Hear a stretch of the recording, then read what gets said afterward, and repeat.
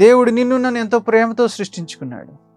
నిన్ను నన్ను ప్రేమించి సర్వలోకాన్ని నీకోసం నా కోసం సృజించాడు.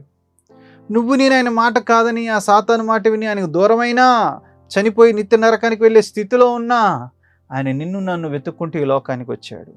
నిన్ను నన్ను రక్షించడం కోసం ఒక మనిషిగా మారాడు. నా పాపాలని తన మీద వేసుకున్నాడు. ఈ లోకంలో బ్రతికినంతకాలం అందరికీ ప్రేమను పంచాడు. ఆ ప్రేమను ఎంత దాకా తీసుకెళ్ళాడంటే నిన్ను నన్ను రక్షించడం కోసం తన ప్రాణాన్ని ఇచ్చేశాడు. ఆయన సమాధి చేయబడి 3వ రోజున తిరిగి లేచి మనందరి మధ్య సజీవుడిగా ఉండి ఆయన ప్రేమను అనుదినం అనుక్షణం మనకి పంచుతూ ఉన్నాడు.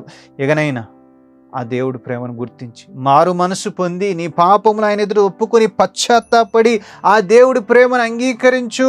ఆ ప్రభువుని నమ్ముకో, రక్షణ పొందుకో. తప్పకుండా నీకు మంచి జీవితం కలుగుతుంది. ఇప్పటికీ నువ్వు ఆ దేవుడి ప్రేమ తిరస్కరించినట్లయితే నీకు మిగిలింది నిత్య నరకమే.